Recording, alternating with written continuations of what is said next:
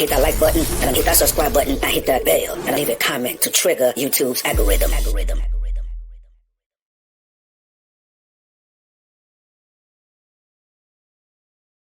Because one of the narratives about Shake is that he don't really want to have no real conversations. He not really trying to foster no real conversations. And I said this the other day, I think we was on Iz's channel. I said, if you remove those other components, you can absolutely have a real conversation with Sharon.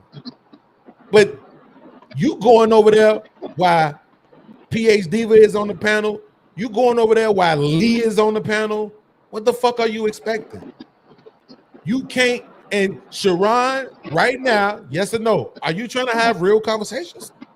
Absolutely. So then, motherfucker, you can't have them people on your panel every day. Not true. Then you're not really trying to have real conversations. Not true. Because what you're doing is you putting us in a dangerous mind situation. You forcing us to try to learn around all these retarded ass people. You think that's fair? Yes, because when after high school, what I realized is that I don't know who came off the short bus, and so therefore y'all are subjected to that too. The short bus people is in the world with us. Yes, but they had their own classrooms. Right, but when they get past high school, they with us too. We are part of the short bus too. Well, but this ain't so once that happens, we got to understand that we cannot just hold the conversation to the so-called who we deem as smart. No, not who we deem. See, this is what I'm saying. Is Jordan a great basketball player? Okay, watch this. Why does Sharon believe that Jordan is a great basketball player? Because he also played and he destroyed the scrubs. So you have to have the ones that is not. See how you trying to make an argument? It's failing, Shake. That's not why. How do you know he played and destroyed the scrubs? Because he was better than everybody else. No, but how do you know it happened? From what I've seen. Checkmate. Uh-huh. That's all that matter. It's not that we deeming anything. They showing us. Mm-hmm. They are showing us exactly who they are. Right. Lee is absolutely not there to have no real conversation. Sometimes, but regardless of the fact of it still had the guy, like, let's keep it on the basketball analogy. We had somebody that just come and just give you a hard foul. He only there for one reason, to use up all 6 of his fouls. Right. Hey, if that's the position that Lee wants to play, hey, get your fouls on, and then after he get all that aggression out, then guess what? He quiet for like 3-4 hours most of the time. Then he wait to his spot, and then he want to foul again. He want to get his technical foul. That's to me. There's no way. If you had to go and sit in your daughter's classroom and you saw a Lee in there disrupting the flow of education in her classroom, you would fucking have a problem with that, Shay. Come on, right? I like that. I like how we moved the analogy to that, because guess what? My little daughter got bit in class. I'm like, what the fuck?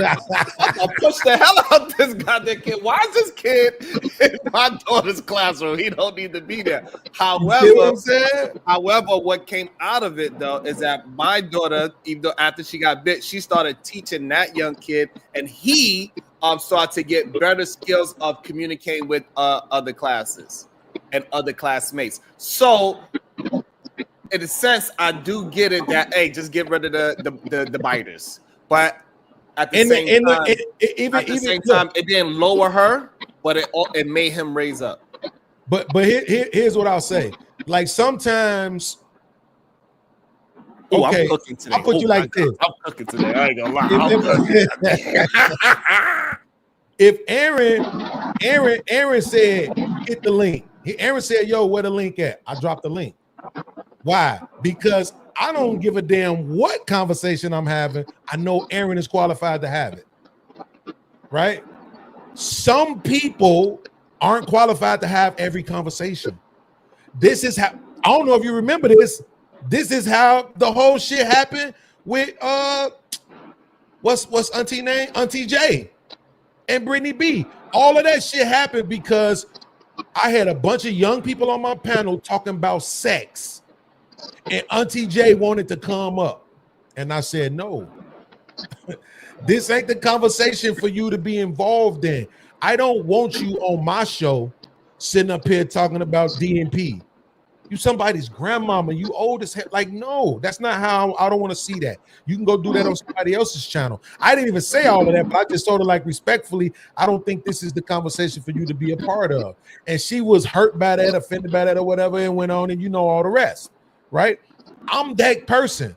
I don't have no problem with saying, yo, I don't think this is the conversation for you. We'll catch you on the next one, right? Because you're not gonna make or break the show. Like Lee ain't making or breaking nobody's fucking show. PhD is your sidekick, and I'll be honest with you, I felt some kind of way yesterday. This is why people be saying you in Brownsville are full of shit. I don't disrespect PhD. I don't come at her at all. Why did I deserve to be cussed at and called a bitch and all of that? I don't fucking play that game with her. I don't do that. But when she did it, you ain't say nothing. Brownsville ain't say no. PhD, why you doing that? Like this Beanz. Beanz ain't Remology, Remtastic, all this other goofy shit. Beanz ain't Manosphere Red Pill. Beanz is Beanz. He think for his fucking self, he his own man. He try to have a real ass conversation. I'm never really trolling or none of that other goofy shit. I'm not there to just disrespect and go off on women. So why do I deserve to be treated like the rest of these niggas? If this my man, if you my mans, I think I deserve for you to at least be able to say PhD, but not him. Right? Because it's going to be a little bit of protection for her. Why not for me? Because I'm around this motherfucker defending your ass all the time. I'm not on everybody else's channel. Like, nah, bro. Even though I will admit, like, no, this fucking chaos over there. That shit is fucking Fight Club 2.0. But I'm saying I believe, regardless of what they say, I believe if I remove these other components, I'm gonna tell you this is what I told Iz. I said what motherfuckers need to do is create another elite panel show. No Lees, PhDivas, whatever that nigga name is that be over there sucking Angry Man's ass. The dude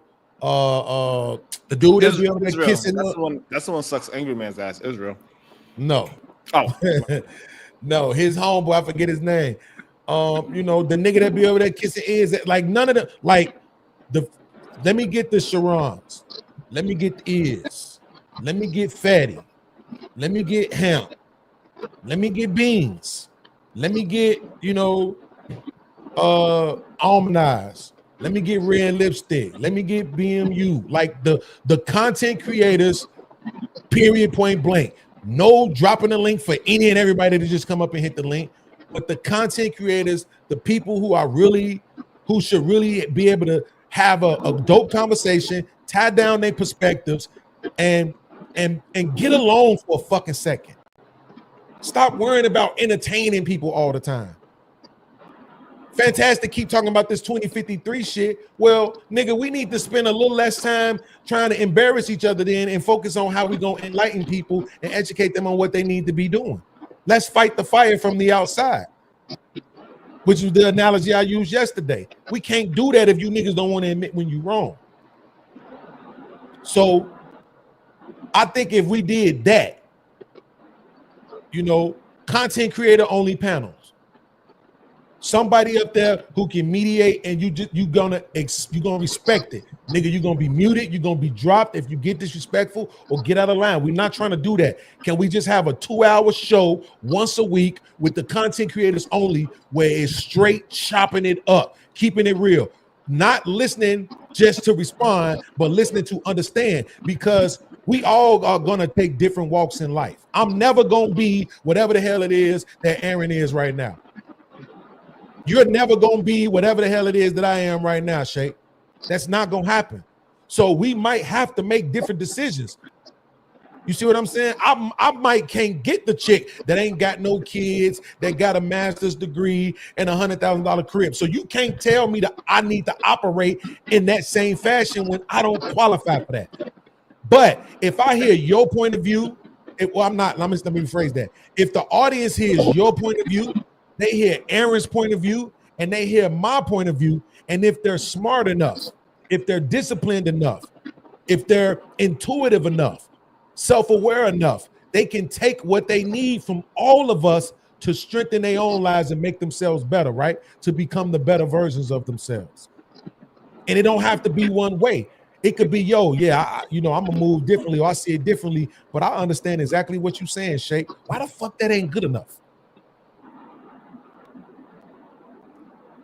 The reason why it's not good enough for some people, because a lot of people think they better than other people instead of just being honest. And I think that's the reason why me and you never really had no matter how much people try to make us have it, but whenever we have conversation on cam and behind the scenes, it was still the same attitude we had to each other. Whether we disagreed hard, and when we agreed hard, and it was never it's because you absolutely. It's because and it was never that because shit. We just having a conversation and we just moved through the conversation and we let it naturally progress. So no matter what it was, even with that analogy, right? We went from Michael Jordan to in a class when we just moved it along. That's people right. not even recognize how it just moved and we was able to sit there because we both are literally have respect for each other as a man, not all the other. It's a great point. All other fluff that is supposedly out there for us, right? No, that's actually a great point.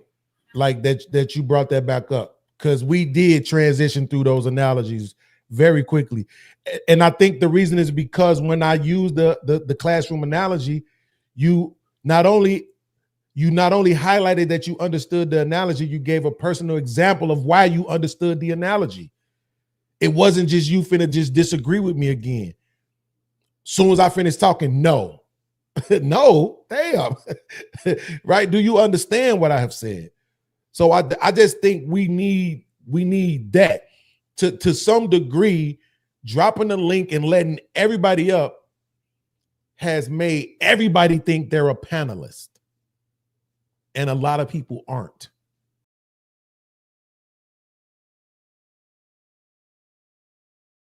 Hit that like button, and hit that subscribe button, and hit that bell, and leave a comment to trigger YouTube's algorithm.